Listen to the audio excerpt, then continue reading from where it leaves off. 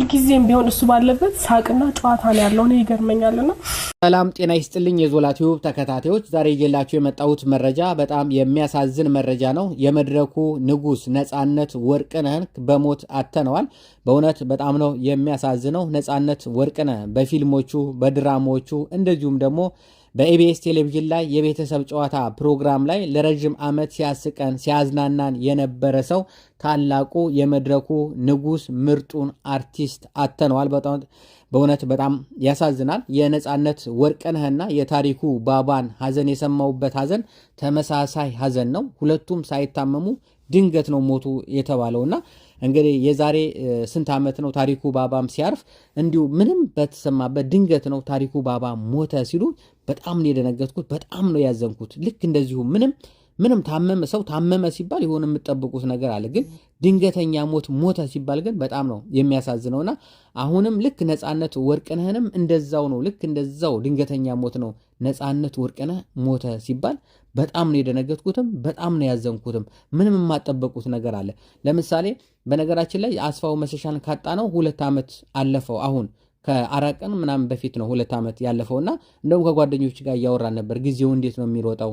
አስፋው ከሞተ 2 ዓመት ሆነው እያለን እያወራን ነበር። በ2 ዓመት ውስጥ ደግሞ ነጻነት ወርቅነህን ምርጡን ጋዜጠኛ አጣ ነው። እንግዲህ አስፋው መሸሻ ሲያርፍ በእርግጥ ተሰምቷል። የሱ አመመው ተባለ። የኢትዮጵያን ሕዝብ እጃችሁን ዘርጉ ተባለ። እጅ ተዘረጋለት። አሜሪካ ድረስ ሄደ። ለሕክምና ሞከረ። ጽኑ ክፍል ውስጥ ገብቷል። ታሟል፣ በጣም ታሟል ተባለ። ባቢም ልጁም በተደጋጋሚ ጊዜ ስለሱ ያለበት ሁኔታ እየነገረ ስለነበረ በቃ በጣም ታሟል ብሎ መጨረሻ ላይም ሲነግር ያው የምትጠብቁት ነገር አለ። በጣም ታሟል ከተባለ ኮማ ውስጥ ገባ ምናምን እየተባለ ሲሆን የሆነ የምትሰሙት ነገር አለና ግን ድንገተኛ ሀዘን ሲሆን ድንገት ምንም ኮሽታ በሌለበት ምንም በሌለበት ግን ሞተ የሚባል ዜና ስትሰሙ በጣም ያስደነግጣል። በጣም እንትን ይላልና እኔ የታሪኩ ባባን ሀዘን የሰማሁበት የነጻነት ወርቅነህን የሰማሁበት ምንም ልዩነት የለውም። ተመሳሳይ ነገር ነው ያስደነገጠኝ። ሁለቱም ክውን በቃ ድንገት በቃ ነው አረፉ እንደዚህ ሞቱ ምናምን ሲባል ኧረ ይሄ ነገር ውሸት ነው ብዬ ነው እንትን ያልኩት።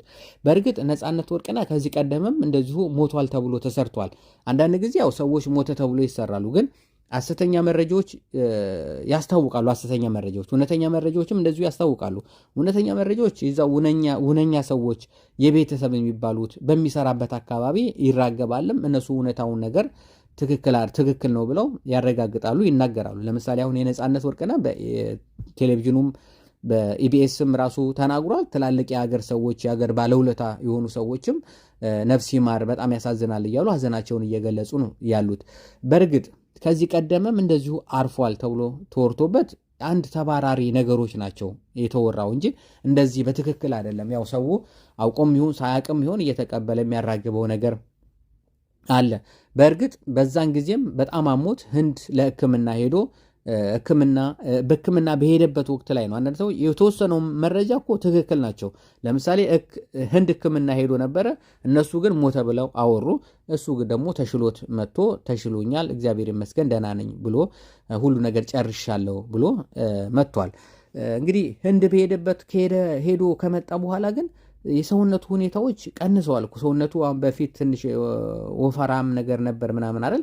ከዛ በኋላ ሰውነቱ እየላላ እየቀነሰ ነበር። በእርግጥ ስራውን እየሰራ ነበር። በትላንትናው ዕለት ራሱ ቀረጻ ላይ እንደነበረ ነው መረጃዎች የወጡት ወይ ደግሞ መረጃዎች የደረሱን። በዛሬው ቀን ደግሞ ድንገት አረፈ ሞተ ሲባል በጣም በጣም በጣም ያሳዝናል። እንግዲህ ነጻነት ወርቅነህ የተለያዩ ፊልሞችን ሰርቷል። እሱ ያለባቸው ፊልሞች በአጠቃላይ ሳቅና ፈገግታን የሚጭሩ ሁልጊዜ የሚያስቁ ሁልጊዜ አሁን እንኳን ከፍተን ብናያቸው የሚያስቁ ፊልሞች ናቸው። በአጋጣሚ ምስል አሁንም በየቲክቶኩ በየዩቲዩቡም እየተቆራረጡ ይመጣሉና ልክ ሳያቸው ግን እንደ አዲስ ነው የምስቀው። እንደ አዲስ ነው። ምን አይነት ነገር ነው? በተለይ አንድ ከማህደር አሰፋ ጋር የሰራው ፊልም አለ። በጣም እሱ ፊልም ተቆራርጦ ስቲል እስካሁን ድረስ ይለቀቃል ይመጣልምና በጣም ነው የምስቅበትም በጣም ነው የሚያስቀኝና የሰዎችን ሳቅ የሚያስጭር ሰው ነው ያጣ ነው። እንደውም አንድ ጊዜ የኢቢኤስ ጋዜጠኛው ዮናስ አንተ እኮ እማትሰለች ነህ፣ አንተ አትጠገብም፣ 24 ሰዓት ከአንተ ጋር ማውራት ደስ ይለኛል፣ አልጠግብህም፣ እባክህ ትንሽ ቆይ አሉ። መድረክ ላይ ወጥቶ በአጋጣሚ ሲያወሩ እስቲ ትንሽ እናውራ እባክህ ትንሽ ቆይ ምናምን፣ አንተ እኮ አትጠገብም እያለ ሲገልጸው ነበር። እንግዲህ አብሮት የሚውል ነው ከካሜራ ጀርባ እንግዲህ አብረው ነው የሚውሉት። ከካሜራ ጀርባ አብረን እንውላለን፣ ግን አልጠግብም ብሎ ሲናገረው ሰምቻለሁ። እና የማይጠገብ ሰው፣ የማይሰለች ሰው፣ ለሰዎች 24 ሰዓት የሚያስቅ 24 ሰዓት ፈገግታን የሚጭር ሰው ድንገት አረፈ፣ ድንገት ሞተ ሲባል በጣም በጣም በጣም በጣም ያሳዝናል። እና እንግዲህ ከዚህ ቀደም ተወርቶበት መጥቶ አለው ደህና ነኝ ለሕክምና ሄጄ ነው ብሏል። አሁን ግን እውነት ሆኖ ሞቱ እውነት ሆኖ ሄዷልና ፈጣሪ ነፍሱን እንዲምረው እንመኛለን። አንዳንድ ጊዜ ዜናዎች፣ በተለይ የሞት ዜናዎች ይከብዳሉ ለማውራት። በቃ አየውን የግራ ቀኙን አየው እውነት ነው ወይ ማውራት ይከብደኛል በጣም። አሁን ራሱ ሳወራ እንትን እያልኩ ነው፣ ምላሴ ይተሳሰራልና ግን እውነት ነው ወይ ብዬ አየው። በጣም ዩቱበሮቹም ቲክቶኩም ፌስቡኩም እንደዚሁም በቃ በትክክል በቃ አይ ይሄ ነገር እውነት ነው ብዬ ግን ወደ እናንተ ይዤ እንድመጣ የመረጃውን ትክክል ነው ማለት ነው ብዬ ወደ እናንተ ይዤ እንድመጣ ያደረገኝ ዋናው ግን ራሳቸው የኢቢኤስ ቴሌቪዥን ራሳቸው በሰሩት ፕሮግራም አይቼ ነውና አቤት አቤት አቤት አቤት አቤት አቤት አቤት በእውነት በጣም ያሳዝናል። በእውነት ሞት እንደዚህ ነው፣ በቃ እንደዚህ ነው እኮ አለን አለን አለን። እንግዲህ አስቡት እንግዲህ ለዛሬ የሆነ ቀጠሮ ይዞ ሊሆን ይችላል። እንግዲህ በትላንትናው ዕለት ለነገ ፕሮግራም ይሆናል ተብሎ እየተቀረጸ ትላንት ካሜራ እየተቀረጸ ነበር። ለዛሬ ደግሞ ያቀደው ነገር ይኖራል። ይሄን እሰራለሁ ብሎ ያቀደው ነገር ይኖራል። በእውነት አለ፣ ሁላችንም እናቅዳለን። ግን ደግሞ እግዚአብሔር ያቀደው ነገር አለ። እግዚአብሔር በቃ ከዚህ በላይ አትሄድም ብሎ ያቀደው ነገር አለ። ሁላችንም ቀጠሮ አለን። ሁላችንም ቀጠሮ አለን። ግን ምንድነው ቀጠሮ መቼ ነው የሚለውን የማናቀው፣ የቀጠሮውን ቀን አናቀው። ነገ ነው ዛሬ ነው። አሁን ምናልባት ይሄን ሪከርድ እያደረኩ ወደ እናንተ ጋር ሳላደርሰው የሚፈጠር ነገር ሊኖር ይችላል፣ አይታወቅም። ግን ሁሉም ሰው ቀጠሮ አለው። የሆነ ቦታ ይሄዳል። ሁሉም ሰው ቀጠሮ አለው። በቃ አንድ ቀን ቀጠሮ ይደርሰናል፣ እንሄዳለን።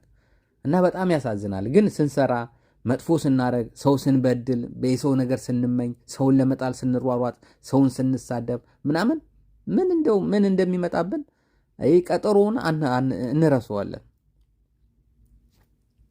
ያው ይረሳል ቀጠሮ። ስለዚህ ቀጠሯችሁን አትርሱ።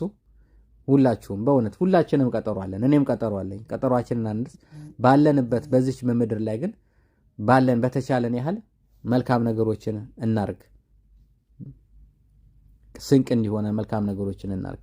ነፃነት ወርቅነህ ፈጣሪ ነፍስህን ይማረው። ቤተሰቦች ፈጣሪ ያጽናችሁ። ልጆቹ ፈጣሪ ያጽናችሁ። 3 ልጆች አሉት። አሜሪካ ናቸው የሚኖሩት። እንግዲህ አሁን ካልመጡ ከባለቤት በተደጋጋሚ ጊዜ እንደውም ሲያመሰግናት ነበር።